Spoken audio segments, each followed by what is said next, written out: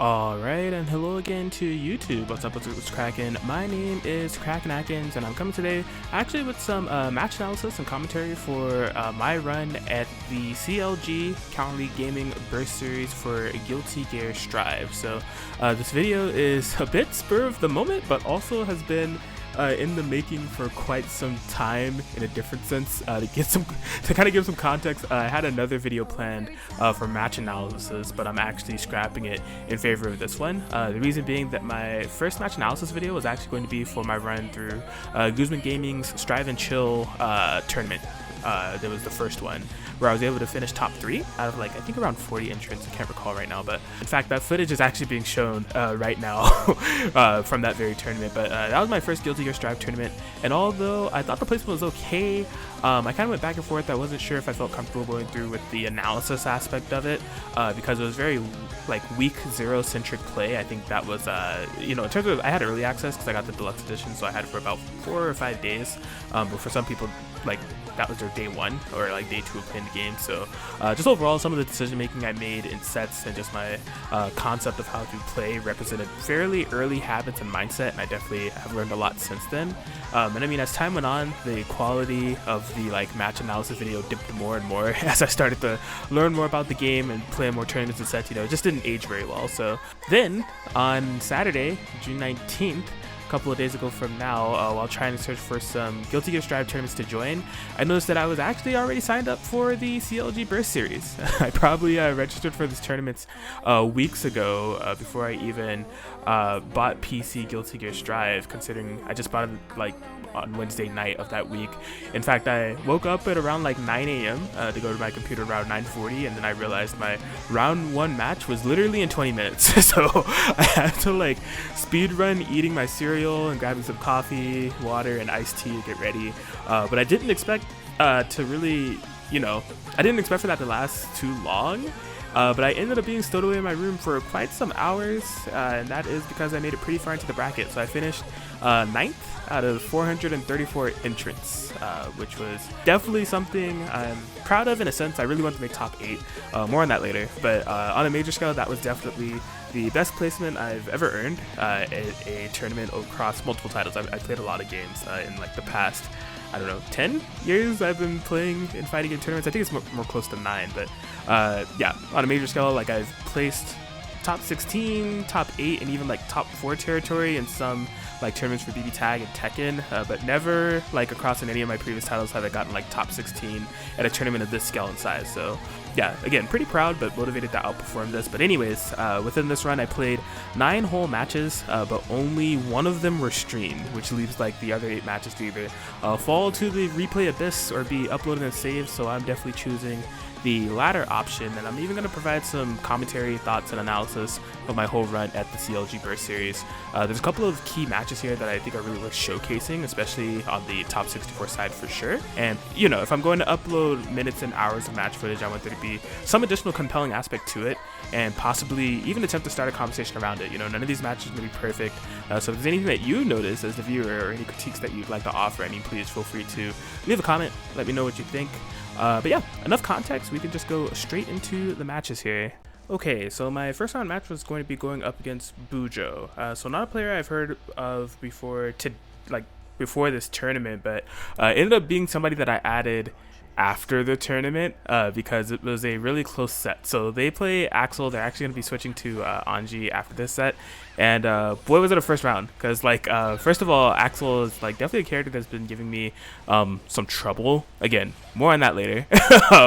But yeah, I was not too ecstatic to play Axel first round. I'm not sure how I feel about the Axel versus Mei matchup as a whole. I mean, just given some other sets that I played out after this set, I've had some trouble kind of navigating the matchup just with his range and everything and getting my game plan started. But here, I wanted to just basically, the core game plan I've had with fighting Axel is just lock him down and let him get started before he keeps you out full screen and everything. So I was able to execute that pretty well here in the first round. Looking cozy, comfy. Got a burst from Bujo here. I still have mine intact. We go into duel 2. Yeah, I like 5k round start with Mei quite a bit in some matchups. Against Axel, it's not the worst thing in the world, just because he's not too fast in the close and mid ranges. You know, he wants to keep far range. He wants to hit his buttons when you're not in range for your buttons. And Maze 5K is decently fast. I want to say it's 10 frames. I may be wrong on that, but it could be a pretty decent round start option to do at times. Definitely a great button to hit in the neutral as well.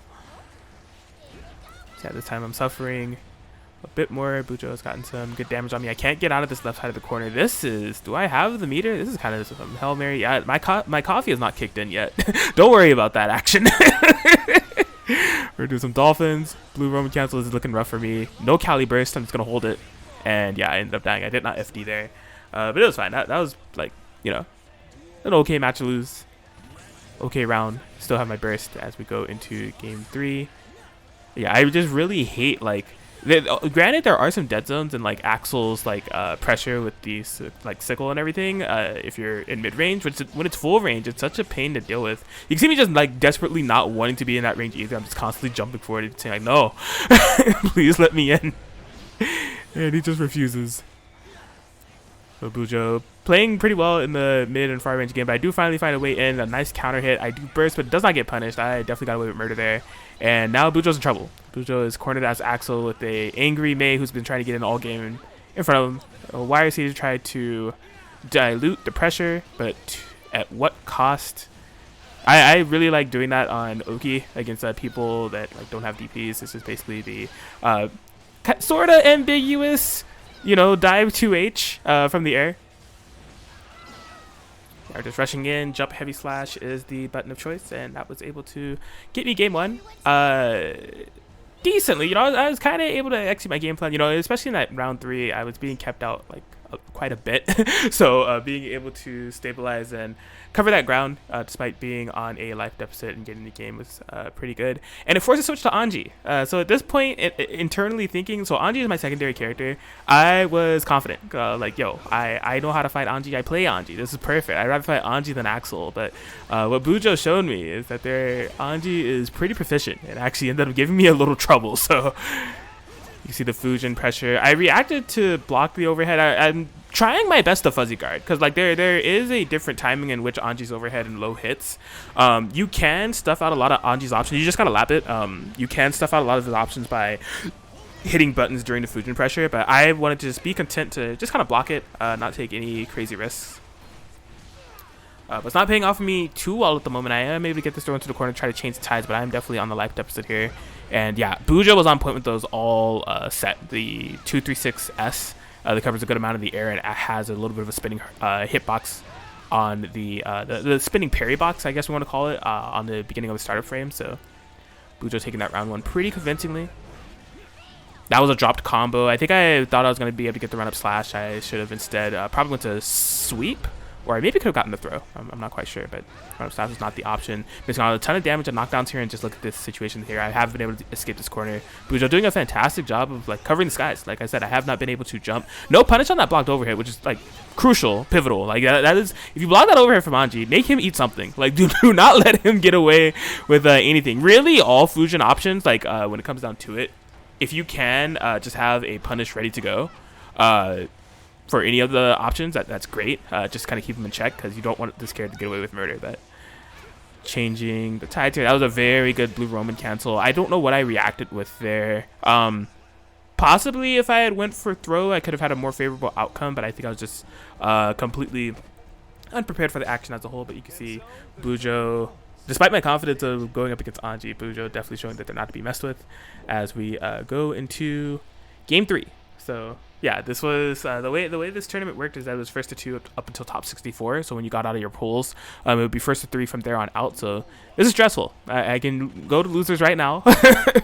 The charge fusion round start into the low. That time I'm starting to match. I'm seeing like Bujo's getting a little bit like confident with the fusion pressure. So I'm like, okay, I'm gonna have to mix in mash as far as like some options that I cycle through on defense here. Didn't do it there just because it was pretty well spaced. There's really no need for me to kind of commit there. Then a jump heavy slash.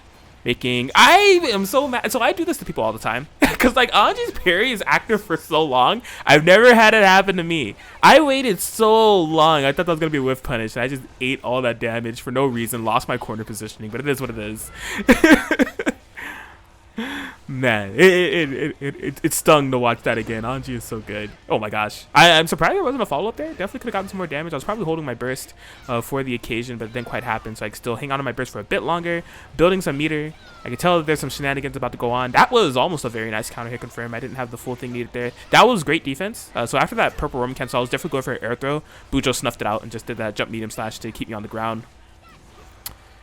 Yeah, we are scrapping. This is down to the wire. Yeah, I bursted. I'm like, you're not carrying me to the corner. I'm not going to even risk dying. That was kind of a risky 3K, but it paid off. Had to read, no confirm off my 2K. Need to go into Dolphin or Slide or something.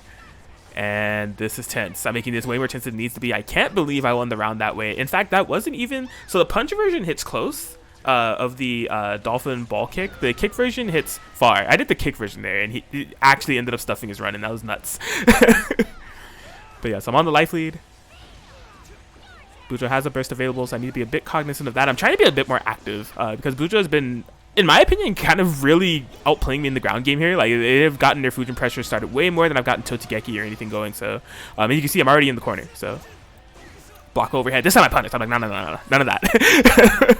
Oh, that was a really unfortunate whiff. I think if I had delayed my up dolphin there a bit, I could have gotten to confirm, but just wasn't able to fully catch up. But I have a nice life lead, you know, plus frames. Did not mash.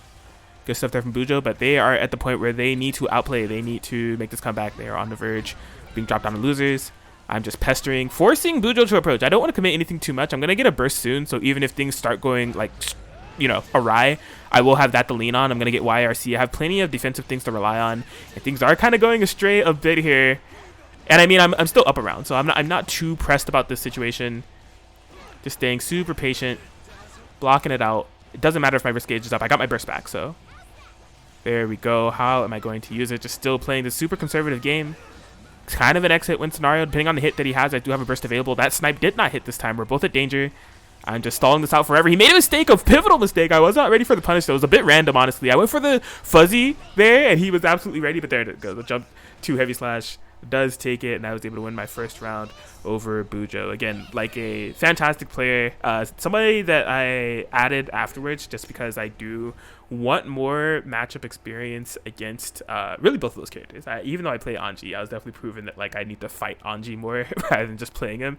And Axel's kind of the thorn in my side at the moment, so definitely good games of Bujo and looking forward to playing more. Okay, and my next set was going to be going up against KDang, who was locked in on Nagoriyuki. So funny enough, one of the more recent tournaments I played in right before this tournament was an Escaping Workforce tournament. It was Escaping Workforce. If you don't know who that is, he's like a online fighting game OG. He was running like online tournaments well before the pandemic for like all types of games for years and years and years. Like I remember seeing Escaping Workforce for quite some time, and they've ran like online lobbies and like streams as well. It was definitely an OG, but like they ran like the first Guilty Gear Strive tournament, and one of the losses that I took there was against Max Sama. Actually, I want to pause because there's so much going on in this first round already, right? They popped Blood Gauge and like pretty much lost a round for it. Like that was a really unfortunate draw there for KDang going into that game one, because man, they lost a lot of life for that risk taken. But sometimes that's just a Nagoriyuki round, and that's what happens if you don't manage your health too well there. But yeah, I played against Max Sama, who was a really good Nagoriyuki, who was definitely one of the first Nagoriyukis I had that much trouble with. They just played that character super well. But yeah, here I was definitely able to manage game one pretty well and convincingly, pretty fast. That was a very, very fast game. And I think the round one was definitely just kind of a result of not very good blood and health management there from KDang. But just saying that to say the pretext there that I feel like this matchup is pretty even. It's not the same problem that I feel with Axel of like Mei having trouble to get in, because Mei can maul Nagoriyuki for sure, and although he does have some pretty good buttons to cover the mid-range, his like mobility is kind of limited, and I mean Totogeki can be kind of useful in getting in. He really just has that big like upward slash that does kind of deter up dolphins and jump heavy slashes and stuff. Not that one, but that one was also good, you know. But yeah, going into this game too, I'm just, you know, playing safe. I have a burst. I have the life lead. Was able to block that at the last second there. Gets the sweep. I love doing that, man. Run up 3K into RC, especially if they don't have a burst. Or even if they do have a burst, try to play around burst bait. It's fun. Watch your toes, all right? Throw it to the corner. Set the beach ball uki. Nice jump back to avoid my throw, but I did not get too much of a punish for it. Totsugeki, Totsugeki, Totsugeki, and that'll do it. Yeah, KDang, a little bit of a rough draw in our first set for sure. They are this is really speaking to the I don't know, capabilities of being able to do first to three brackets. I guess it's definitely a bit of an outlier example because this match is insanely fast. As we're still going to get the wall break here, there's lots of momentum for me. Positive bonus. Have not gotten hit yet. Bait the burst. Should die. I'm bad. I didn't kill. But this was rough. Command throw. One thing about May's command throw that you want to keep in mind is throw and vol on startup. So if KDang did throw there, they were going to have to hold that regardless. But GG's to KDang. Definitely a rough draw, especially, you know, playing a character like Nagoriyuki. I think it's super stressful just all around in a game like Guilty Gear Strive because he is so slow paced and can be such high risk, high reward in such an explosive game. And you pile that on top of like a first to two setting that some of these tournaments are running, and you just really need to be on your A game there. But GG's nonetheless. I also want to take the time to give a bit more context to how one of those rounds ended that I kind of glossed over. So 5K, something new that May got in the release version of Guilty Gear Strive. It's dash cancelable on block or on hit. Like you just dash cancel 5K, which does give her a, you know, a different way to kind of construct pressure to go in like tick throw setups, and a really nice way to kind of lead into her command throw as well. One thing you want to keep in mind is not an ordinary dash. So like dashes in Guilty Gear Strive, you can like cancel them into whatever. You can cancel them into a jump, cancel them into FD or anything like that, a button, you know, whatever you want to do. May's 5K dash cancel has a canned animation. So like there is a certain amount of frames that she is committed to the dash before she can actually act out of it if she's canceling it off of a 5K, meaning that she's actually minus. So you can mash, you can interrupt her if she does a 5K dash cancel before she's actually able to act. So I just wanted to provide that clarification there because I think that's something important to know. It's something that I didn't actually know off rip. I just learned this the other day. Okay, so next matchup here was going up against Justin, locked in on that Leo White Fang, and boy, is this a matchup I've been playing a lot since this game has come out, man. Like, I've just played against a lot of Leo. Maybe this is the matchup I played the most. I mean, not too long after the game came out, I played in the first 10 exhibition against Bane Hollow, which you might be able to find on DonCon's YouTube channel. And I mean, Yo Fave Scrub is somebody I've been playing a lot. They've been playing Leo. I've just ran into a lot of Leo lately. That is what I wanted to make sure I did in this matchup, though. So the cross-up that Leo does, the infamous cross-up puts him in the back turn stance, you can throw him out of it. It's kind of a meme at this point because it's not always the easiest thing in the world to do, but it's something that you want to keep a mind for. So I wanted to be sure that I tried to throw as many of those as possible because it's a big weakness that I have in this matchup. I'm not really good at dealing with that cross-up, even though it has such a direct countermeasure. But yeah, I've just had a lot of Leo experience. So I wasn't sweating too much going up against Leo yet again. Right now, Justin definitely piling on some pressure. I got the jump back. Wasn't able to punish. It looks like Justin ended up going for throw. This was a very clutch parry. Yeah, I'm just playing it safe, and I was able to get a whiff punish on that whiff parry, actually. That is a nice thing. You know, I have that dolphin check in case there's any mistakes made in the kind of mid-range game. And yeah, right now, I noticed that Justin, when things tend to get in this range, right, I'm noticing they're throwing a lot of fireballs, so I'm going to try to threaten a little bit more IAD jump heavy slashes, kind of deter against that, in case they throw a fireball, because if they do, I'm going to get a counter hit and big dammy whammy. Speaking of which, I'm taking some big dammy whammy on this wall break, going to get some passive meter gain. So yeah, I noticed it right there, right? So I went for the IAD, but they were actually ready, and they purple Roman canceled and threw me straight out of it. I'm not going to let that deter me. Like, that was a metered action that they need to do in order to get that. So I got a punish on the DP. That was kind of tricky. I turned around in midair and got the jump heavy slash. I don't think they were expecting that. And yeah, as of right now, I just want to keep Justin in the corner. Keep Leo in the corner if at all possible. I was able to sniff out a wake up super. I would have done it too. But no, you have to stay in the corner. You don't have any more resources. Don't get out. And they got out. I did not react to that with throw. I was not ready for it at all. It's something I probably should have expected, but it's okay. I was ready with the preemptive anti-air on the 2H and able to take that game one decently, right? I was able to throw one of the cross-ups. Some of the other ones hit. I was still able to maintain a pretty decent game plan. And yeah, I mean, if you're playing May, when you do have your opponent corner, you can definitely set up a wall just through her buttons. Her slashes are so good, 5M and 2M, and her jump heavy slash is really good at just kind of controlling space. So that's a game plan that I implement quite a bit throughout this tournament and just throughout all my sets in general. Able to get one of those jump ins, like I said, Justin, when things are mid-range, are kind of tending towards a long range. They are definitely prone to throwing those fireballs, rightfully so. It's an option that Leo has, but I can punish those. So Yeah, that time did not throw, but at least blocked the cross up. Did not whiff punish the whiffed parry though. So a little bit more to be desired here out of my play at the moment. Not capitalizing on a lot of things, kind of scrambling at the moment. There we go, the classic 3K. I waited for burst. Justin did not burst. That was good patience from them, but they did have to hold that damage. Now they're in the corner, so I hope that it was worth it. And that's where the burst was. An unfortunate burst timing there. Yeah, I think a burst earlier would have served Justin a little bit better to just kind of push me away and not end up in that situation in the first place. This was nuts. I like, that was not my call, but I ended up getting rewarded for it anyways with the Totsugeki whiffing. I love doing that. When it does a high wall splat and I do the jump dust, I just love inputting that motion. Jump over the fireball. Justin is definitely in a lot of trouble here. Wall break. Doesn't quite kill, but I am a hit away from taking this. Gets the throw. Justin trying to make a run back here. I just need anything to do it. I get out of the corner positioning. I'm like, I don't want to get snowballed to death. I'm going to take this as safely as possible. And the up dolphin takes it. I was able to get the 2-0 win over Justin. So yeah, I've just had a lot of Lmao experience. I'm familiar with his pressure and his strings and just kind of general counterplay against him. Even if I don't have the throws every time, I am decent on my defense. I don't want this to come back to bite me because I am not immune to getting opened up by Lmao on any day. But yeah. Good games, Justin, and this set me up for my winners finals match of this poll. And so this set us up for me versus Nils on Chipp. So my Chipp experience up until this point has been pretty minimal. I've not fought a lot of Chipps besides a couple on net play.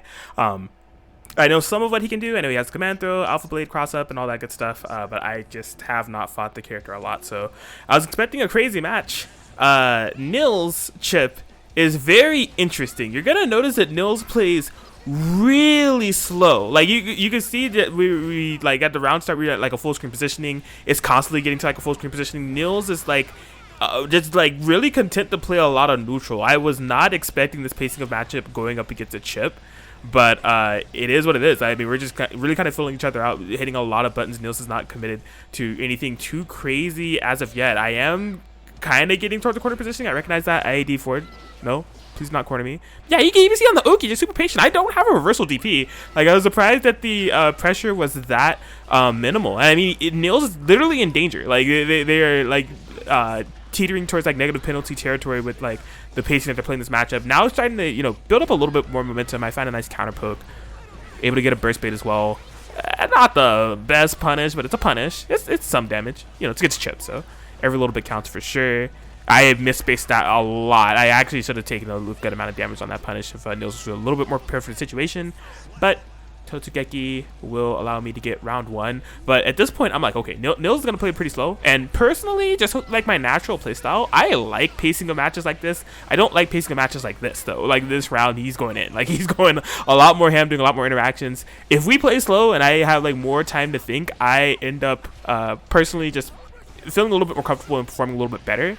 I don't perform good under onslaught of offense and being cornered, because look how this round is going. It's the complete opposite. I'm getting mauled. Like the Roman cancel alpha blade. I'm like, please, Nils, can we go back to the pacing we were playing on round one? Like, please chill. Here we go. Going into round 3 here, I'm like, okay, if you're gonna go aggressive, I'm gonna go aggressive. And they don't have a burst either, so it's definitely even more incentive for me to go aggressive. This is cursed. Nils, I can't believe your DP clash with my 2/. I'm really sorry about that, because man, that was unfortunate. I just have all this positioning in the corner that I've been able to abuse. They have not even gotten their burst back. I'm a hit away from taking this. You see them trying their best to make anything happen, but yeah, it's just Totsugeki that was able to seal it. So kind of a lucky draw, given May's hitbox and disjoint on that crouch two slash coming in handy, clashing with that DP, because yeah, Nils was definitely had like the right presence of mind for the read. It just didn't pay off. But we're seeing this matchup kind of shape out, right? Like the first round was a completely different pacing, and then I think Nils is starting to realize that they need to go in a bit more and not let me space out with these buttons. But I'm going to continue to try to space out with these buttons in the form of jump heavy slash, because it's really good. I think this is a good strat against Chipp. Like, just doing constant jump heavy slash and just deterring Chipp from being able to rush down. I don't think that's a bad thing to kind of lead off with or kind of cycle through in your game plan against Chipp. because once this character gets started, he's so obnoxious. And I mean, every jump heavy slash that he eats ends up doing a ton of damage because Chipp has very low health, especially if it's on a counter hit and you're able to run up and get a combo. Like, he can't risk eating too much of those. Maybe some other characters can. I mean, jump heavy slash with Mei is definitely something that is a solid thing to have in her kit, but Chipp definitely takes a lot of risk if they're just kind of like flailing into it. So we gave her taking out. I'm able to jump the command throw this time around. Yeah, that move right there, jump 2K. Yeah, we'll talk about that a bit later. That move is so I was so unprepared for that move in this tournament. Fortunately, Nils is not kind of barraging me with that. I was able to get the side swap. And yeah, now I'm getting some pressure here. I got a bit lucky on that blue Roman cancel draw because I think Nils could have just straight up DP'd, but was not ready. Able to punish the Alpha Blade. No combo on Totsugeki, but it all works out at the end of the day. And I was able to get the game over Nils, qualify out of my pull in winner's side. And not bad for someone that basically learned about the tournament 20 minutes before it happened. I think I had finished my cereal by this time. I hadn't finished my coffee yet, though. So, but yeah, this was cool. So there's a bit of backstory I want to provide about this next set before it happens. So I had to fight ElvenShadow. ElvenShadow was leading out with Ramlethal within this set. So Ramlethal was my bane of existence at Strive and Chill #2. I got double jeopardy by 2 Ramlethals, being Julio C. Rivera and Kusanagi, and just overall I was kind of underperforming in the matchup. So right before this tournament, I had played against Paul A, who's just my training partner of multiple years across multiple titles, who has a Ramlethal that helped me out with this match. And right before this match, I actually hit up Mystery Racer, who plays Ramlethal as well, to just kind of get me a little bit more sturdy in the match, because yeah, at Strive and Chill #2, I got absolutely mauled by Ramlethal, and I knew that ElvenShadow would be going into this set with Ramlethal, because I know that they're looking to switch to this character. This set is awesome. Like, really, the pacing in which ElvenShadow demands slowed it down to a snail's pace in some instances, or you're gonna really see that tug of war of me trying to get in and ElvenShadow just kind of spacing out with these buttons. Got a burst bait there. That was you know, a fortunate Roman canceled over ElvenShadow. I'm in a bit of trouble, no burst, and yeah, Elven is just playing super patient. Like, they don't need to commit too much. Really has nice counter pokes against my Totsugekis. So I need to, it's up to me to figure out how I'm going to mix up my approach and kind of get through this wall that Elven is like setting up. I can't jump. I can't like anything. Able to get a jump heavy slash. Yeah, good on Elven to burst there because I somehow got that conversion. But yeah, I'm just trying to be like bobbing and weaving in and out, mixing up my IAD timings. And fortunately, I was able to find something because I was feeling pressed. I was like, geez, can I get in? Yeah, able to do Totsugeki. Get this corner, and I'm just like, yeah, I have this corner, I have the pressure, I want to make it count for all that's worth, because I've seen the type of pacing that Elven's trying to you know, get started here. Yeah, just good button placement here for Elven. I almost got a pickup off of that would have been crazy, but it's just off a jab, not 6P, unfortunately. Okay. And yeah, this is that wall type of gameplay I was talking about when I corner people. I want to try to keep them cornered as much as possible with my slashes and my jump heavy slash. Unfortunately, I did lose the corner positioning for doing a up dolphin that did not pay out. I just yellow roam cancel. Don't ever put me in a situation. Like, I noticed I was in the corner against Ramlethal and I had a nice life lead. I was like, I can spin this. This is fine. So yeah, things slowing down a bit here. I'm a bit afraid to approach. I don't know why. I think it's just the Elven's overall pacing, and also I'll just be honest, I was a bit nervous going up against the ElvenShadow for sure, first match out of pools. But just a poke away, and there it is, the IAD jump heavy slash. So yeah, that was my game plan going into it after being exposed that first round. Was just like, okay, Elven is definitely trying to play this super slow. Like, Elven is like looking to keep me out. Once they get that knockdown or whatever they get, you know, maybe some pressure will be kind of following, but they are definitely going to space me out with jump slashes, and rightfully so. I think that jump slash is a pretty good tool to keep me out. But as long as I'm not being too predictable and mixing up between ground Totsugekis and IAD jump heavy slashes and everything, things can go well. That time I was a bit telegraphed and I just instantly burst. I burst so quick in this game. Oh, that situation right there. So that was a counter hit slash dolphin into a throw. I believe if somebody wants to prove me wrong, please, I've been saying this for weeks, I think that's guaranteed. So like on stagger state, no matter how fast you mash out of stagger, I think you get guaranteed throws. So that I like yeah, it's spacing dependent for Maze / Totsugeki. It depends on how you hit it. But if I'm close enough, I just go for throw to get the knockdown and the damage. But yeah, you know, just mixing up between my ground and air approach. Elven has had enough, rightfully so. But yeah, I'm just like, you know, jumping back, sometimes empty jump back, sometimes empty IAD back. That time able to get a punish and a burst. That was definitely beneficial for me. I was actually surprised that there was a burst there. I was not ready to punish that properly, but it's okay. Still able to find a slash. Found another slash. I'm just, yeah, making sure that I can keep Elven locked down if I do have any type of frame advantage. Not let them move and get to that pacing or that range that they're looking to play the game from. Okay, this time I had a little bit of a better punish on that. Going with the 2 slash instead, but my risk is building. I need to be so careful. Elven finds the throw, pops it. I do not have a burst available, so I do have to eat this, and yeah, that has definitely changed the tides quite a bit into their favor. Gonna be getting some passive meter gain, and some of the momentum that I've been building here is getting kind of throttled just a bit. See Elven really kind of digging into that mid-range playstyle here with those that jump slash special. I don't remember the notation for it. So yeah, I'm trying my best to, again, just be elusive with how I am planning to approach. This was an unfortunate error. So I thought I was going to get enough meter to Roman cancel that. I did not. So it ended up just being a free punish and a pretty poor usage of meter all around. So yeah, round 3. Heavy slash Totsugeki after the mean look. Yeah, you can see Elven just constantly pressing the issue, you know, constantly doing these big slashes and heavy slashes to basically deter any Totsugekis, any like ground movement.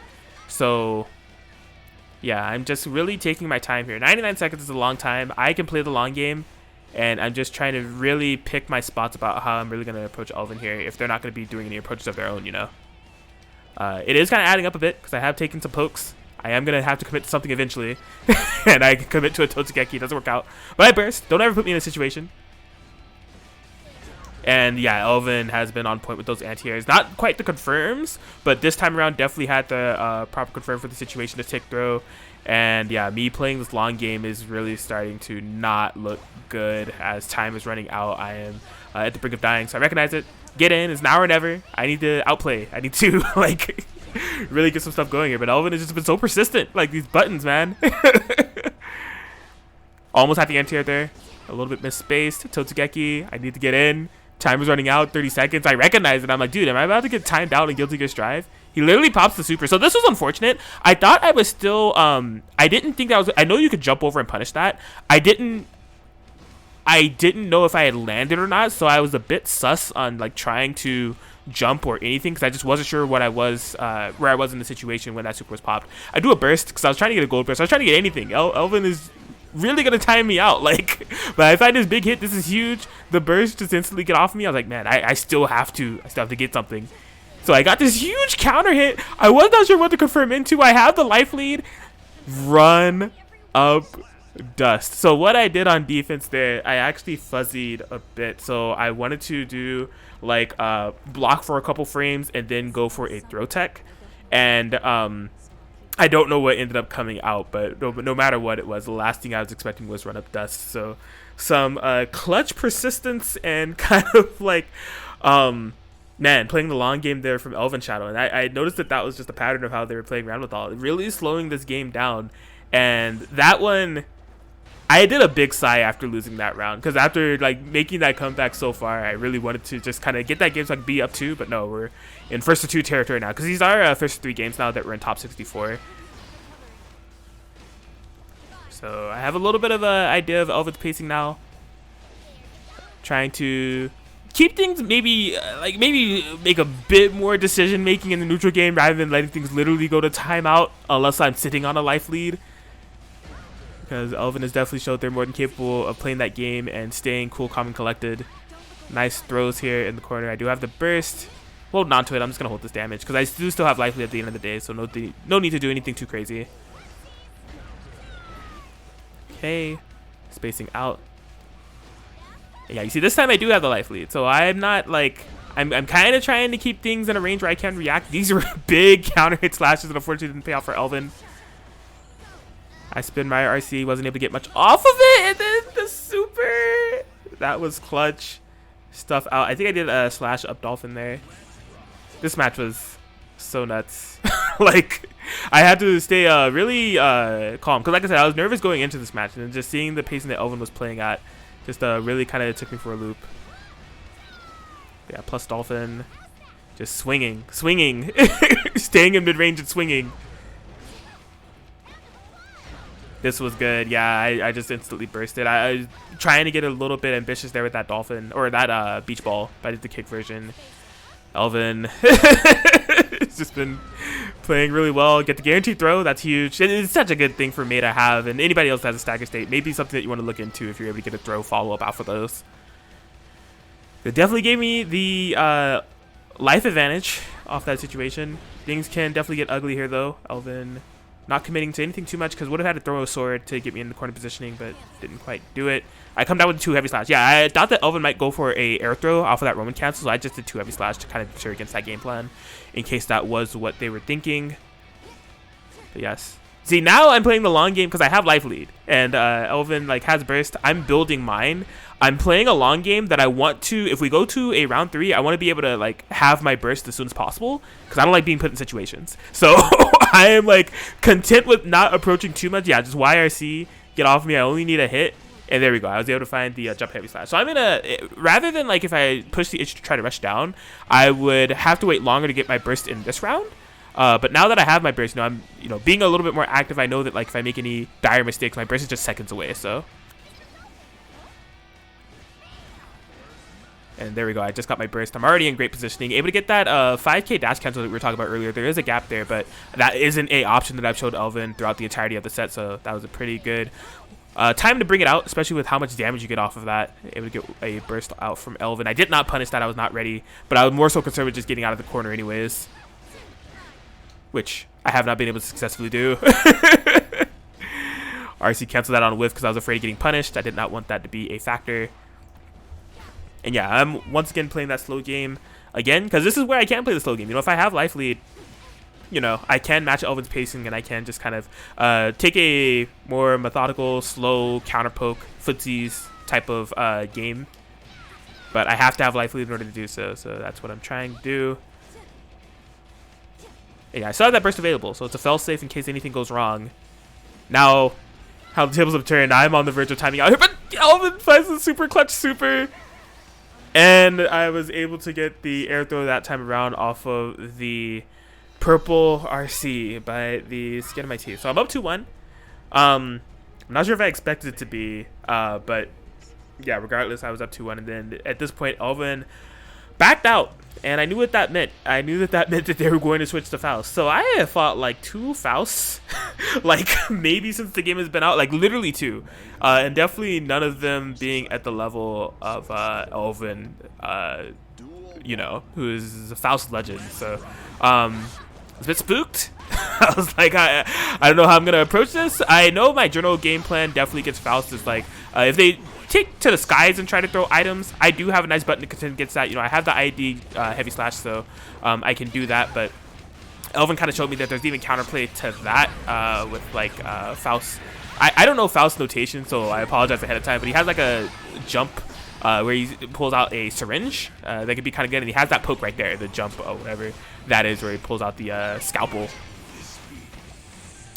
But yeah, against Faust, this is exactly the pacing you don't want to play out. So that pacing that Elven was playing out before, right, where it's just like really full screen centric. I would say that when you're facing Faust, the best tip I can give is like, you don't want to watch Faust play the game. If you find yourself that you're at full screen and you're just watching Faust throw items, that's exactly what you don't want to do. And I found myself doing that a couple times within this set, and it wasn't for the better for it. Like you want to make sure that you're staying close to Faust, constantly moving, constantly interacting, and not literally watching him play the game and watching him throw items, because that's where chaos can come in, and you want to try to subvert chaos as much as possible. I tried to go for a jab throw, burst bait there. Elven did not bite, but I was still able to call out a air throw. Here we go. I got round 1, so that was a good start. I was so shocked that stuffed out my up dolphin, but it is what it is. I tried to go for it again because I was not convinced. I was like, please, that should not have worked. I gotta research what the banana does, because I know like once you land on it, it creates a pill that has a hitbox, but I don't know if like when creating that pill, if it does anything. Probably something I should have looked up before making this video, huh? It's okay. But yeah, we're getting into that territory of what I'm talking about now, where I'm watching Faust play the game. Like, this is, especially I don't have a life lead. There's no reason for me to watch Faust play the game here. I need to find a way in, because look at all these items that he's just throwing out. He's creating chaos, and like, this is going to not benefit me in the long run at all. Like, so yeah, I'm recognizing that a bit. I'm trying to get in, trying to do some jump heavy slashes, getting some counter pokes out there, and yeah, even with like that big special move, I'm making sure that I dash in between so we don't end up back at full screen. I don't want to watch Faust play the game. Trumpets below, summoning the buddies. I just burst instantly. Don't ever put me in a situation. Oh boy. Yeah, I'm just like, you can see how hesitant I am, because although I'm like constantly trying to keep the matchup close, I don't know what to expect. Like, Faust is such a like oddball pick, and ElvenShadow is still doing that slow pacing that like we saw from Ramlethal, but just like emulating it on Faust now. And like, I'm trying to do my best to not watch them play the game. I got the 2 heavy slash. Unfortunately, I wasn't ready for a confirm, and we're once again somehow Guilty Gear Strive between me and ElvenShadow getting to a timeout situation. Except this time, I think this was the first time I ever got timed out in this game. Like, I'm just like, mentally, I'm getting wrecked. Like, I'm like, please, can we not do this? But yeah, so we're into a round 3 situation, and yeah, I'm just like, all right, I need to do way more jump heavy slashes, some dolphins, anything to not get timed out in Guilty Gear Strive again, because that sucked. Like, I don't even know what that move is. Maybe a teleport? I don't know. I've never seen it before in my life. Oh my gosh, yeah, I think I missed out on a big whiff punish opportunity there, if I'm being honest. Yeah, Elven has really found some pacing here, really found some momentum. I'm going to need something. But there it is, 3K. Was able to get a burst out. We're kind of even on life. I have a little bit of advantage. Definitely have Elven in the corner here, so I'm trying to get that wall playstyle going if possible. But Elven just fights her way out, really covering the space super well. I'm getting a bit overwhelmed with all these items. And Elven just moving around, having a field day. There it is, jump 2 heavy slash. Elven finds himself in the corner. I want to take advantage of the situation now. So I do Totugeki into the Roman cancel. That could have killed, but I missed my button. I did not get my heavy Totugeki. Chaos is afoot. I know I have to FD here, so I did. I was not going to take all that chip damage. Yeah, you can see me just using FD a lot. I'm probably not going to get access to any more Roman cancels for the rest of this match, so I don't mind using the FDs. The only way I'm going to get Roman cancel if I get like a gold burst or anything, but I'm just like, crap. Like, I could have won. But there it is, the gold burst. There is some hope. I didn't die off of that. Really unfortunate there for Elven. I'm like, oh my god, I don't want to get timed out again, so I just do Yamada-san, let me in, please. Roman cancel and the overhead. Somehow, I did the biggest sigh of relief because I really did not want to play a game 5 against Elven. Elven is a Guilty Gear legend for a reason. Like that was definitely a super fun set to play overall, and like I said, it was a sigh of relief for taking the set, but also a sigh of relief for not having that go to a game 5 situation, because if it did, I don't know if I would have felt confident taking that over Elven at all. So definitely good games to Elven, and hoping that I could play Elven again, honestly. So for context, coming off that win, I was 2 games away from making top 8 winner side, so I was pumped up, really ready to go, and then I saw I had to fight Axelo, being played by Des. So Des was a player I hadn't learned about until this tournament, but definitely a super proficient player. They I mean, spoiler alert, they ended up qualifying for the top 8 and having a really nice showing. By the way, if you have not watched the top 8, I highly recommend it. There were some amazing matches and a really nice story to tell as far as like how that tournament ended as a whole. Shout outs to SQ for taking that all together. But yeah, Axel, I mean, I spoke about Axel earlier. I do not like this matchup. I'm trying to keep things as close as possible, but Des really kind of like just chose their spot super well. They were super clutch on their anti-airs and made it kind of a nuisance for me to navigate. Now that one I probably should have punished because it wasn't quite full screen, but I did get a reversal dolphin. I'm just flailing away, and that was a very, very nice usage of the purple Roman cancel. He had actually kind of like baited me to try to whiff punish, because like I did attempt to whiff punish, and through using that purple Roman cancel drift backwards, I just completely whiffed myself and gave Des a free opportunity to kind of counter strike. So good stuff to them, and I'm just stuck in Axel pressure again, using that purple RC to. I think that's a really Des used that strategy a bit, and I saw them use that in their other sets as well, of like whiffing things with 50 meter to bait an action from their opponent, using purple RC to instantly cancel out their recovery, and then punishing you for committing in the first place. It's something I haven't really tinkered around with much. The most I use purple RC is maybe on like a up dolphin to kind of like get myself in the air and kind of influence my air momentum a bit, or anything like that.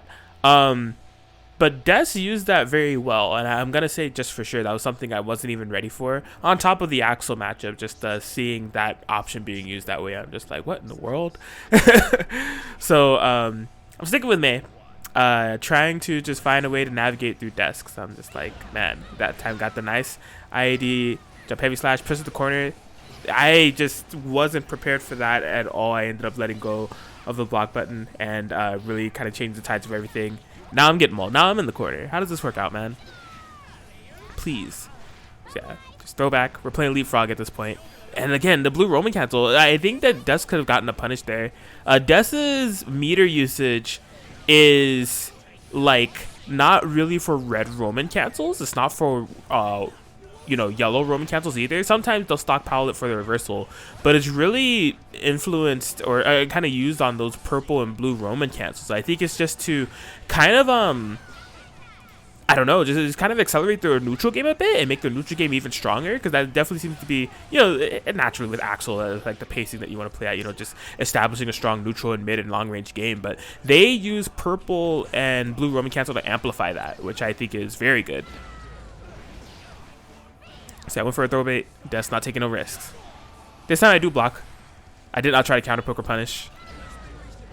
Oh my god, that was unfortunate. So the thing about counter hit slash dolphin and going to the throw, it is a guaranteed throw if you're in range. If you're from like a max range, you try to go for the throw, it's not guaranteed. So that time I just misjudged the spacing, and I actually ended up getting punished and dropping the conversion altogether, where I could have just went for a 3K knockdown. Things are just going from bad to worse. I'm not in a good situation here.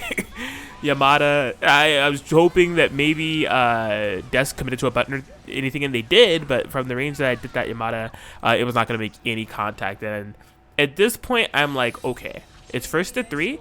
I even had this thought even after the first game. I was like, I do have a pocket Anji. I think I would feel way more confident in this matchup with Anji, but I didn't commit to that ideology after the first game, only after the second game. And in my opinion, it worked out. I wish I switched earlier, because it ended up working out way better than I thought that it would. Anji just, I'm not going to say that he beats Axel, because I don't know that to be true, but it definitely changes the pacing of the matchup in a way that I like. And it's because of that. I have spin. So if I have a read, Axel has a lot of full screen like potential, but a lot of it is like single hitting and like pretty committal on whiff. And so like, because I have spin, it's just an option that I have to, like, if I have the read, I could just really close that gap and get it to the, you know, pacing that I want to play at. And I think I ended up being the better for it here. And also, like, I don't know, I really love Anji as a character, dude. Like, if Mei wasn't in the game, I would be an Anji player, because I just love his read-based gameplay, and also like him kind of maneuvering through the spins and having access to a parry. He's such a sick character. But you can see that, you know, just having access to these tools is changing the pacing of the matchup quite a bit. You know, I'm getting some super clutch spins here. Butterfly Oki being set up, Fujin able to bait out a counter poke there with the jump variation of that. And I'm feeling a lot more comfortable. You know, I do have to make the reverse sweep run back, so I'm trying to, you know, oh my god, I'm so glad I got the conversion. I dropped that conversion all the time, but when it counted the most, I was able to get that conversion, and it ended up leading to a kill. So I'm feeling even more pumped up at this point. I'm just like, okay, this reverse sweep is super possible. I don't know why I didn't go into the knockdown there. I think I was just autopiloting there a bit on my Fujin follow-ups. Not the worst thing in the world. I go for the spin, and the important thing about spin, so if you don't know this, you can hold the spin, and it varies how long that you spin. That is probably like the worst way to explain that. But basically, you can do like a long spin, a short spin, based on how long you hold the button, and that's going to make your opponent scared to counter poke. So like, they may be expecting a long spin, and you do a short spin, you can get like some pseudo plus frames for that. So that's something that you want to keep in mind. But yeah, you see this Anji pick really helped out here.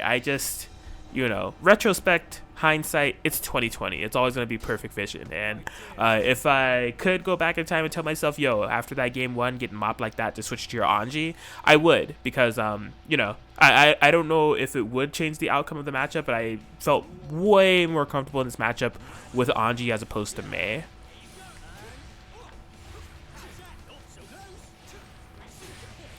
So yeah, you can see me spinning. This time it wasn't a counter poke that kind of gave me that positioning. We just happened to whiff through each other.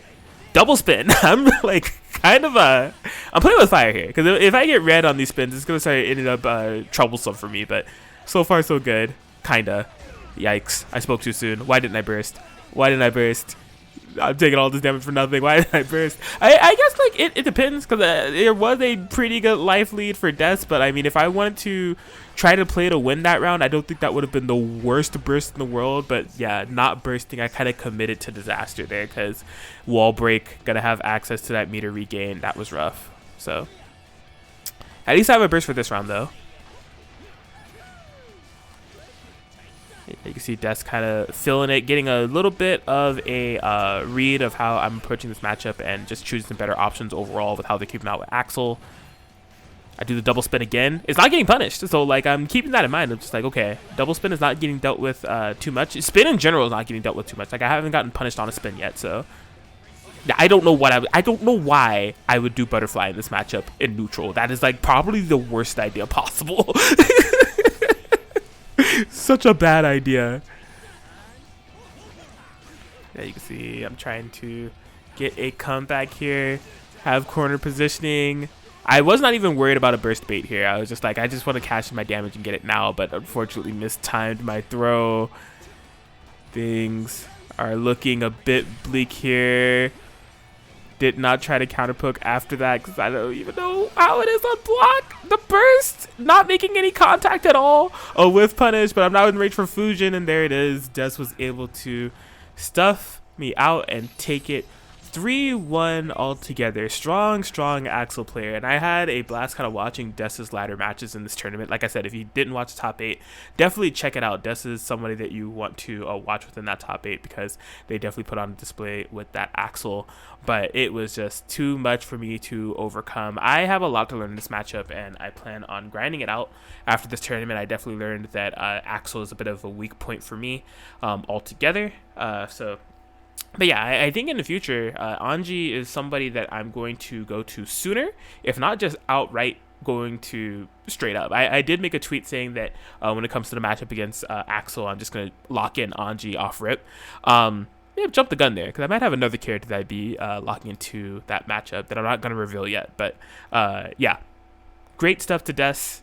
And I have been dropped down to losers now. And so this next match was against somebody I'm super familiar with, but outside of Guilty Gear Strive, it's against Metal32. So Metal32, I'm definitely familiar with as a BB Tag player. They play actually a whole bunch of games outside of BB Tag, but I know them as a BB Tag player, and being most notably, in my opinion, one of the strongest Noels in North America. So definitely a super competent anime game player for sure. I knew going into the set. And most notably, they're playing Ramlethal. So I gave the Ramlethal context earlier. I just got washed by this character yesterday. Like, it was on Friday that I played Striver Chose 2, and I lost to 2 Ramlethal players. So I am ready for this matchup. I guess I can give a little bit more context as to how I was looking to play this matchup. So I fell victim to a lot of Ramlethal's counter pokes for me trying to do some heavy slashes to, you know, just basically move around as Mei. So I wanted to be a little bit more mindful about how I use those and not be so, you know, kind of liberal with that usage of that air button, and just play a cleaner ground game. This was definitely a different pacing of Ramlethal from ElvenShadow, and I mean, I think that's just because ElvenShadow's pacing on Ramlethal is really unique, super slow paced. This one was a little bit more of an active match, and I definitely found some very nice openings. I was able to get some good reads on Metal and kind of push things into my tempo of playing. And then I got hit by that. God, I hate eating dust combos, dude. They do so much damage, and if you don't have a burst, like, it's guaranteed. If you do have a burst, people are like, you know, starting to get better at burst baits during dust. I just like, it sucks eating that damage. But I try to mentally not let it affect me too much. But I'm gonna die here. There's no escaping that. I'm gonna die. But yeah, we are even on burst. Like I said, the pacing of these matches in comparison to the ElvenShadow Ramlethal matches are going by much quicker, and that's because Mattel is more content on going on the offensive. I do find a kind of opening there to get the gold burst. Don't ever put me in a situation, but yeah, I just go for the dolphin to get me out of dodge. I didn't want to make that mix up too complex, because I truly just wanted to get out of the corner. That was actually the whole entire purpose of that. When I used it, I was just like, I just want to get out of the corner. Like, I don't really want to make this mix too crazy, high-low or anything. Just dash and get me out of there for free. I mean, it ended up paying off. I got a good amount of damage on Mattel by the time that they cornered me back, so I don't know why I got hit by that. That was really bad. Fortunately, there was no wall break. Yellow Roman cancel. Don't ever put me in a situation. Mattel bursts. Don't ever tell me that you don't want me to put you in a situation. Oh, I misjudged that Totsugeki a bit. I was hoping he was going to be able to counter poke, but that's something to keep in mind. Something that I will do if I notice that the heavy slash version of Ramlethal swords are gone, and I see that startup animation that she's going to be throwing a sword, I may just pop a Totsugeki because she can fly under it. So, but yeah, I take game one, and my Ramlethal counterplay that I've been grinding out is definitely working to my favor. As we go to game two. That was a very clean anti-air. I just burst immediately. I just burst quick. Like, there's something, if you watch all of my sets even beyond this tournament, I tend to burst very fast. There was that interaction I'm talking about right there, so I noticed I didn't have to worry about heavy slash startup animation, so just do the slash Totsugeki to get that counter hit so long as I'm in range. But yeah, I just have this philosophy of just bursting early in this game just because of how explosive and snowbally it can be and how much damage you could take, so... Yeah, you can see the benefit of it. I got to play out the entirety of this round. I got a bit of a read on the super there. Whereas Mattel held their burst, and yeah, they were able to make it to where they didn't die on that touch, but now it's a next touch situation for me.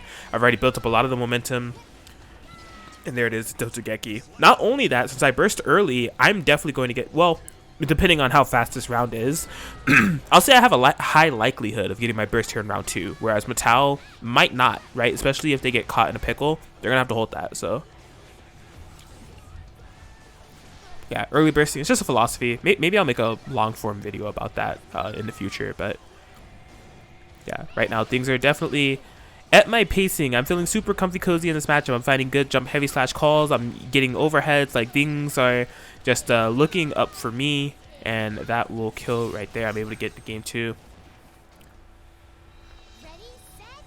And yeah, like I said, I just have to again thank Mystery Racer and Paul for preparing for this matchup, because man, I learned so much about how I'm supposed to be approaching this. I was just a bit too aggressive previously when I was fighting Ramlethal, and not being...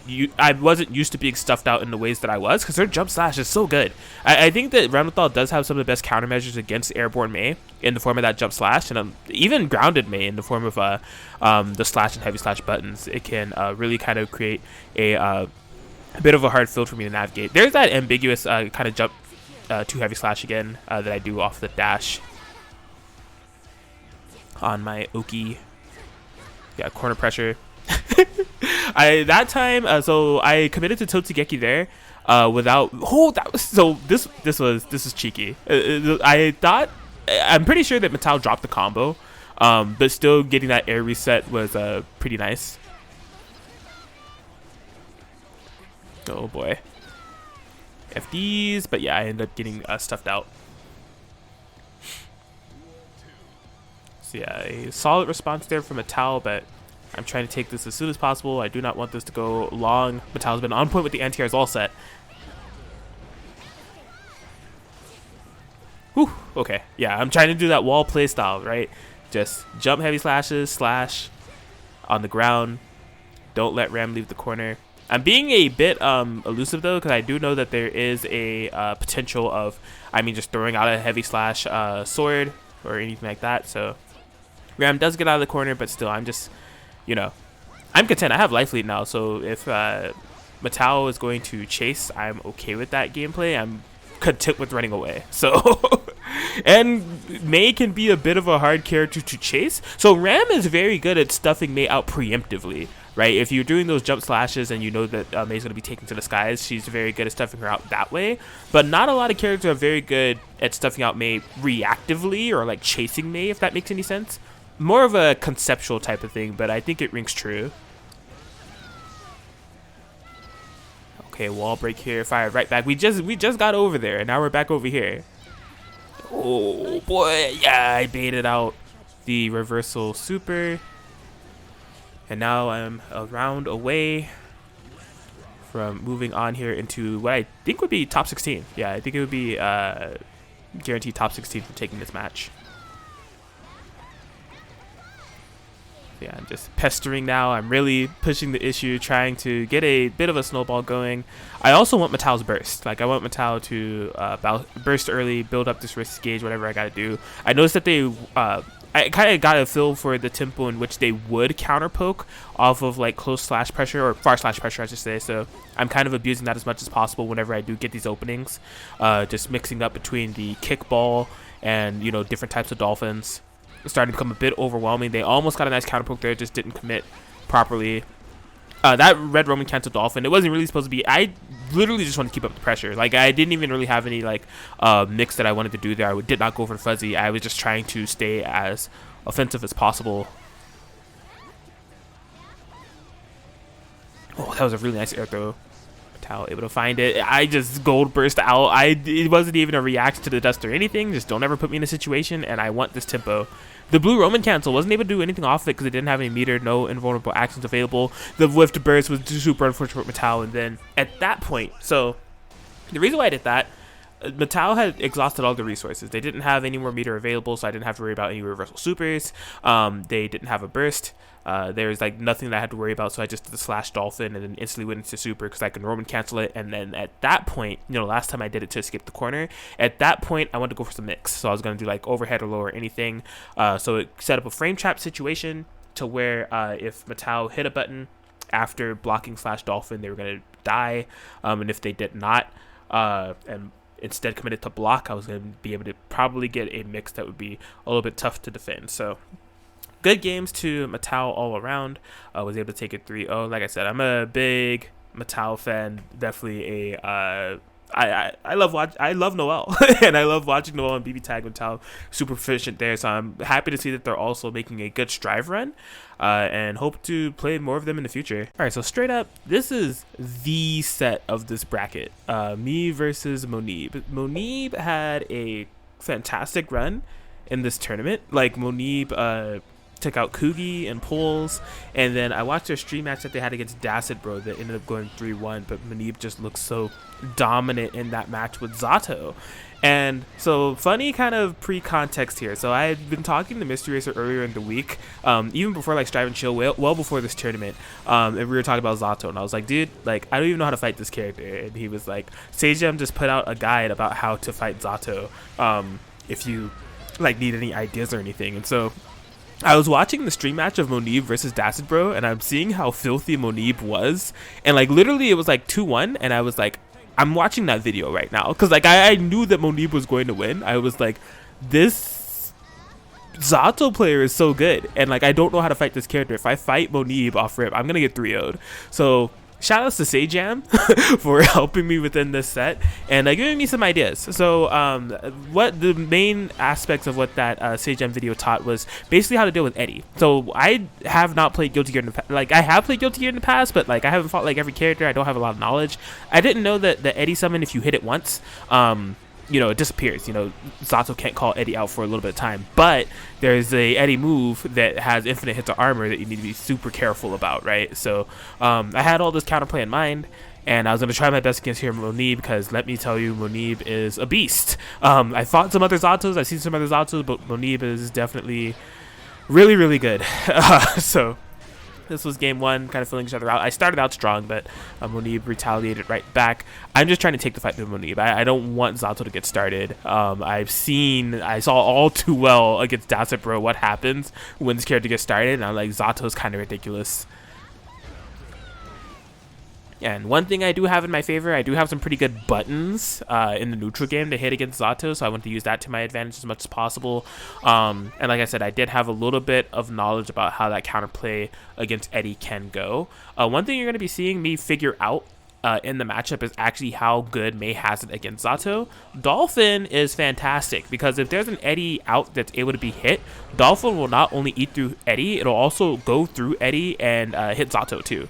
So that is a very nice aspect of this matchup that if you're playing Mei and going up against Zato, you want to keep in mind. But this is the situation that sucks. When he sets up that Eddie in front that has the armor, you can't hit Eddie because it's not going to do anything, and then Zato gets to act freely, and you're stuck in the mix. Zato has... Like, the situation I got put in this set were just, like, some of the dumbest situations I've been in this game, period. I'm just like, yo, this is nuts. So yeah, here I am, forced to block a wall of armor in front of me, just like I'm stuck in the corner. Yeah, if you're stuck in the corner against Zato and Zato gets the Eddie going, you just like you gotta hold that, man. And Monib, just a fantastic situation awareness, taking that throw, and oh my gosh, I knew this was gonna be a rough set going into it.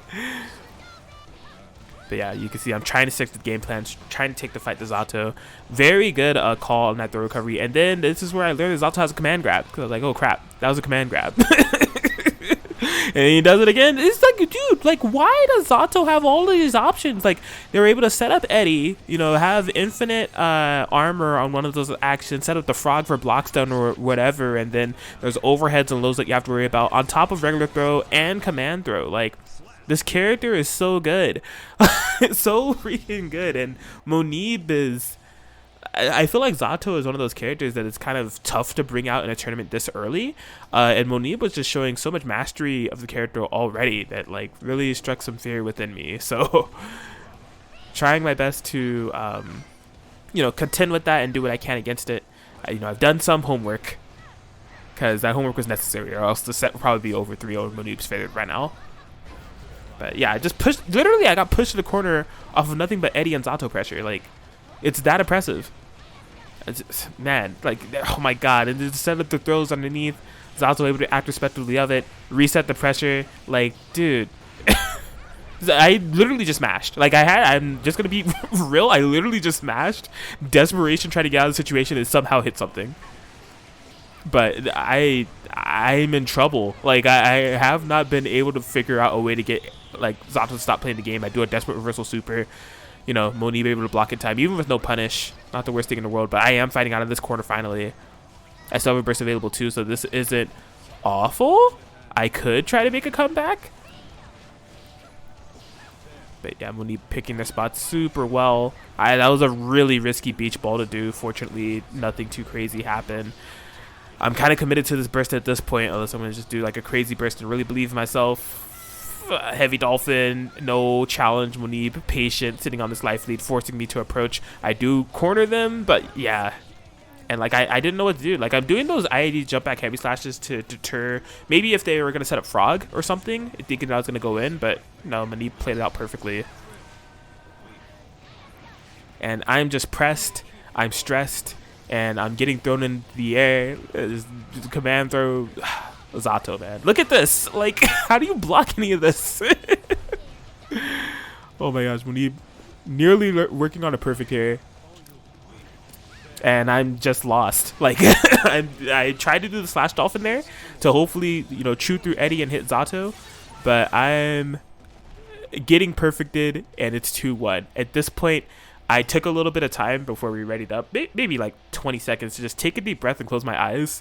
And just, like, try to figure out how I'm going to do this. You know, I'm down 2-1 against this character. I don't have a lot of matchup knowledge against a very strong player.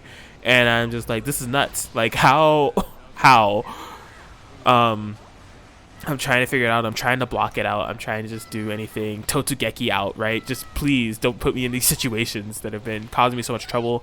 That time, the 5K dash cancel. Got to test their reaction to it at least once to see if they are going to counter poke out.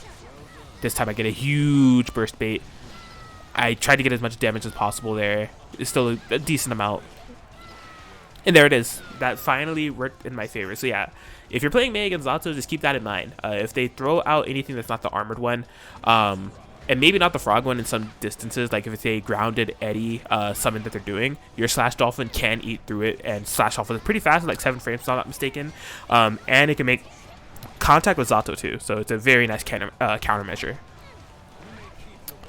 But here it is, that situation I don't want to be in. Monib setting up shop. I'm in the corner. I gotta guess. I gotta get out of there. And I don't have a yellow Roman cancel. I only have a burst. I haven't spent it. You know, probably my window of opportunity to spend it is well beyond gone now. I'm going to be committed to holding that into game 3 if it happens. Unless I'm able to make something crazy happen. But yeah, Monib just inching away. I did find, yeah, after I saw that whiffed air button, I was like, okay, I'm going to be able to throw here on the landing recovery for sure. So I'm trying to take advantage of this as much as possible. I actually considered not wall breaking here, but I figured that the meter that I was going to gain was going to far outweigh the corner positioning. So I took that. Whether that was worth it or not, I don't know, because I'm back to playing neutral, but I am building up the meter. I'm trying to make the best of this as I possibly can. I have access to a reversal now. I have access to a Roman cancel, but I'm not going to be able to use anything because corner-to-corner pressuring, Monib, so on point. I could have maybe YRC'd there, but I was just unfamiliar with the pressure string as a whole, so. My God, he's so good at finding these command throw gaps. Like, I would not have thought to jump there. Like, whew, and I burst. I gotta be careful. Like, if I lose, I'm out. Like, so I'm fighting for my life here, literally. Up Dolphin, just trying to keep that pressure going. That's one thing I did notice, is that I was getting a bit of mileage with my jump-ins. Monib wasn't ready for the anti-airs at all times. And I mean, if any of those up Dolphins are going to hit, any of my jumps are going to hit anything, you know, I'm just throwing everything I have at Monib at this point. This is emotion. Like, it's just like really throwing everything that I have, trying to stay alive in this bracket if possible, and trying to overcome Zato, because holy crap, I'm not prepared for this matchup at all. Like, there it is, setting up shop again. Things are getting tricky. Wall break. They do it, and I'm like, it's a do or die, dude. Totsugeki, Totsugeki, Totsugeki. That's something that I will do off a wall break from time to time, because Totsugeki is super fast. We're reset to neutral, and I just needed a tempo play. And I'm just like, I've been playing at this, you know, a pretty predictable kind of same pace. I need to switch things up. I need to take a risk. I need a Hail Mary. And triple Totsugeki allowed me to stay alive and tie it up 2-2. Sometimes you just got to Totsugeki. But, oh my God, yeah, Monib was not happy about the way that went instantly in the first 10 seconds. I'm already down half health, but fortunately able to get a hit after that wall break. Jeez, man. This set was so sick. Like, Monib, I'm kind of like talking early here, but just really want to emphasize the fact that Monib is like one of the best Zatos I've ever played and really pushed me here. So I get the wall break. Yeah, that super is so good. To just kind of control the space and get Eddie going. Fantastic throw tech, but able to somehow snipe it out with the jump heavy slash. Whew. It's coming down to the wire here. That was a big whiff. Fortunately for me, not punished. My God, the Eddie literally protecting Zato on cross up. Like that jump heavy slash, you know, completely nullified by Eddie there. Eddie is just so big and has that you know, big amount of armor when they're waving the hands. Unlimited. Yeah, I gotta be really careful about throwing those beach balls in neutral. Again, finding that gap. Landing recovery, you know, mashing out the throw is not a bad idea. And I see the corner positioning, I want to take it. I want to end it here. Like, this is similar ideology to previous matches of when I'm in this situation. I want to end it here if possible, but when he finds a way out, hits me with the overhead. I don't think he's done that move all set. The 2 heavy slash, but it hits cross up. I was not ready to, you know, take advantage of that situation as much as possible. I'm piling on the pressure. I'm like, yo, I want to end it here, please. And then he just has this. What are you? He's cracked, dude. Are you kidding me? Like, he just had the perfect reaction with the armor, got the conversion perfectly, and we're here on last round. I like, after he did that to me, like we were going into this round 3, I had to take another deep breath and I had to close my eyes again. I was like, crap. Okay, I gotta stay in this. Oh my gosh. Corner pressure. Zato doing Zato things. Fortunately, I was able to call out the throw this time around, get some nice damage. Monib doesn't have a burst available, so any type of damage that I'm able to do here is huge. Again, keeping that high octane gameplay, just taking the fight to Monib because I'm just playing off of so much adrenaline here at this moment. Get the counter hit Totsugeki, and I'm not gonna lie, after I took this set, I did a big let's go. I screamed it, and I was super happy because holy crap, this was quite the set to play. Monib is ridiculous. I hope Monib enters more tournaments. I want to see them play Zato more, just because of how proficient they are with the character. And like I said, this set really pushed me. This is my favorite set that I played in this bracket. So I mean, beyond GG's for Monib for this going so down to the wire, and hoping to see more from them in the future. And fortunately for me, I had a bit of a break before I had to play this next set, because this is my top 8 qualifying set. So if I win this set here against Kensou on the Chipp, I'm able to make top 8, but I needed a breather after playing Monib. But yeah, my work was cut out for me on this one. So going up against Kensou on the Chipp, a completely different style of gameplay in comparison to a Nils from earlier. You can see Kensou is taking the fight to me immediately, rightfully so. This is more of the pacing that I expected, but even expecting it, I'm not ready, dude. I'm just getting mixed to death. I literally panic bursted. Like, I don't think that was a very smart burst to do. Although Chipp's health is kind of like low, if I was gonna burst, I should have bursted like 3 mix-ups ago. This was just a crazy way to kind of start the match here. Like, Kensou's on that completely different pacing. I went for the fuzzy there. Unfortunately, I mistimed it. It could be a bit hard. It's not hard to get, but you do have to delay to make sure that you're Roman canceling once you're airborne, so you get the jump heavy slash. So I'm trying to fight back here as much as possible. I didn't even know I can get anti-air from that range. That was ridiculous. And Kensou is just all over me, dude. Like, Chipp, this is a matchup I need to iron out somewhere. Because like this set definitely proved how far I need to go in order to fight Chipp effectively.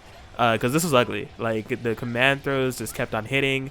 I was constantly under pressure. I'm getting hit by raw dust. I'm just mentally not there in this set at all, because Kensou was just taking it to me, dude. Like, so I'm trying to, like I said earlier, I do think jump heavy slash with Mei is a good thing to do in this matchup, because it, you know, if Chipp wants to chase you down and put their body on the line for it, the amount of health that they're risking in order to do so, if they're wrong, is a lot. I go for a burst bait here. Kensou, they know better than that. They're not going to burst there, which was good on them. I should have committed to damage, because I may have been able to kill if they were going to like take a heavy slash to a dolphin, but because I played that so safe, man, I'm getting mauled. Like, and this was on stream. This was the only match that I had on stream. And it was just a rough showing, man. Kensou really put me on my toes here and put me on alert that this is a matchup that I need to grind a lot more. And it gets worse. We're going here now. So that move right there, I think it's like jump 2K, whatever it is. It might be a special. I was significantly unprepared for that move altogether. I'm just like, yo, what is going on? He's like spinning on top of me. I tried to cycle through a couple of options to beat it throughout the set. I tried 2H.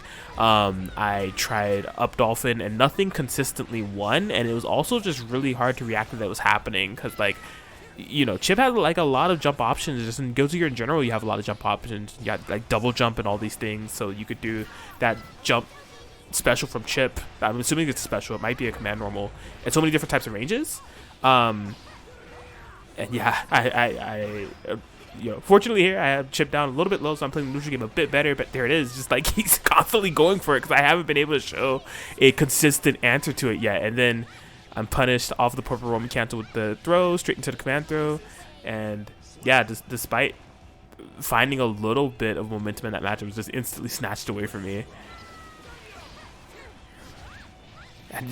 I know that you can fuzzy, like, it's kind of like a meme. Like I was saying earlier with like the Leo just throw him. Like, I know that you can fuzzy guard Chipp's pressure, but it's really tough to deduce when and how, because like, it's not a super straightforward thing. He can delay when he cancels off of buttons. Like, there's not one button timing for being able to special cancel moves. That's not the way moves work. That was fantastic spacing on that with punish on the Totsugeki, by the way. But yeah, I just had like a hard time figuring out how to defend against this character. Just period. Like, I'm trying to fuzzy guard and fuzzy jump, or thinking about fuzzy guarding and fuzzy jump certain scenarios, but the special cancel windows, the special cancel buttons that Chipp has available, just, you got to be on your freaking toes against this character, man. So I'm already down 2 games. This is, like I said, this is ugly. This is rough. Like, command throw consistently hitting me. I'm just like, literally, I'm not expecting to be in a situation where I gotta guess, and it's just like, Chipp can put you in this play style to where, like, you block the button, okay, you're in a mix-up, right? Or you're in a situation where you're going to have to react, or you're in a situation where you're going to have the proper defense, right? This time around, getting that command, I'm like, no, I'm not doing any burst baits. I just catch my damage right now. I try to use the purple Roman cancel with technique that in that situation, it ended up coming in handy for me. And I'm just, you know, I'm in that mindset again where I'm trying to take all I got. Fuzzy backdash. Look. Fuzzy backdash was able to come in handy for me there. That was one of the few times that I've used it in tournament. It was something that I had been practicing right before this tournament, and I'm glad that it was able to get me that round. But I need way more than a round here in order to get this game, because holy crap. Kensou, man. Okay, that time dude, and like, I think that was the command throw, right? I jumped it that time, but I didn't have the proper landing, so I got punished for trying to jump the command, like, this character. And here we go. I'm just stuck in pressure. I'm stuck in corner purgatory forever because I can't figure out how to get past this Chipp freaking dive kick. Oh my gosh, I have a burst. I'm not gonna use it. It would be like the worst burst in the world. I am just getting stomped out, dude. Holy crap. This is my do or die situation. I gotta make something happen right here, right now. And yeah, you can see Kensou just taking to the skies, going for that dive kick. Because I have not been able to successfully counter it once. Like, not at all. I have not been able to successfully counter it once. You know. And like, through talks, 2H can work if I have the preemptive, like, proper read. I also learned that I can run forward. So I learned that a little bit after the tournament. There are some situations where I can run forward and not have to deal with it because he drifts forward a bit when he does it. But yeah, you'll see how ugly that it gets from here. I'm back into this corner positioning, trying to Tozugeki out, trying to mix things up. And Kensou has just been really good at locking me down in the corner. Even when I find a way out, just instantly putting me right back in the situation I'm trying to so desperately escape. Good old 3K Roman cancel. Works all the time until it doesn't. And oh my god, yeah, that was so unfortunate that he gold burst there. I really thought I was going to be able to find the command throw, but that was the fantastic burst. And now I'm actually trying to air throw here. Like, I'm literally trying to take to the skies and air throw him out of that situation, and like, it's not working. In fact, I ended up like not being able to time things properly, and I got a ground throw, just getting completely overwhelmed, and Kensou was able to take it 3-0 over me, and Kensou was the qualifier for top 8.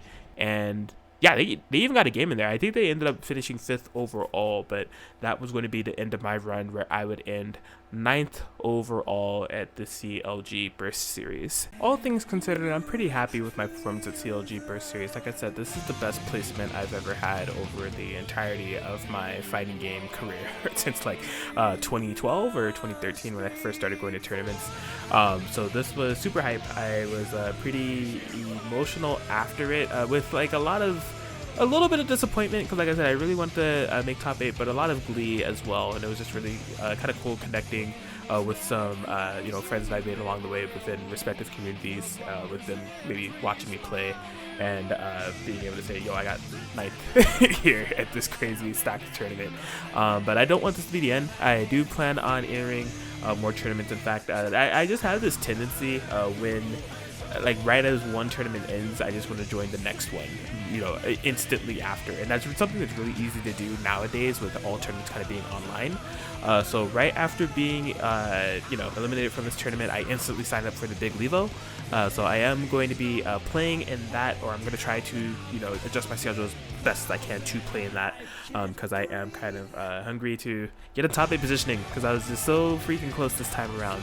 But that is going to be the overview of my matches. Again, I wanted to make sure that I uploaded these because I thought there were some really good matches that weren't shown on stream.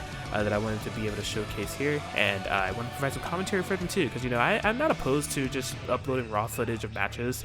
I think that's a perfectly fine to do. I mean, for me personally, I've been watching a whole bunch of Tempest match footage over the past couple weeks. They've been doing a whole bunch of first 10 sets with all these different type of players, and that's been helping me out a lot. But personally, I guess for how I want to do things around here, if I am going to upload like a big chunk of matches, I want to, especially ones that I'm playing in, I want to have some commentary around them, analysis, so people can kind of get an idea of what I was thinking, or why I did certain things, and it allows me to kind of dive deeper as far as like some actions I'm making. And I think as a viewing experience, it's a bit more interesting as well. So I hope that you guys enjoyed this. Hopefully there's more of these coming through. I definitely have some tournaments I'm going to be entering soon, and there should be some more Strive content dropping soon, because this is definitely all I've been playing lately. Like, I've been playing a ton of Guilty Gear Strive, so if you enjoyed this, it's typical YouTuber stuff, man. I don't know, if you enjoyed this, like, comment if you want to have a comment about a match, or if you think I did something suboptimally. If you have some tech, I don't know, let me know, fill me in, and subscribe for future content. But that's all that I have for now. Thank you for watching, and you have a good one.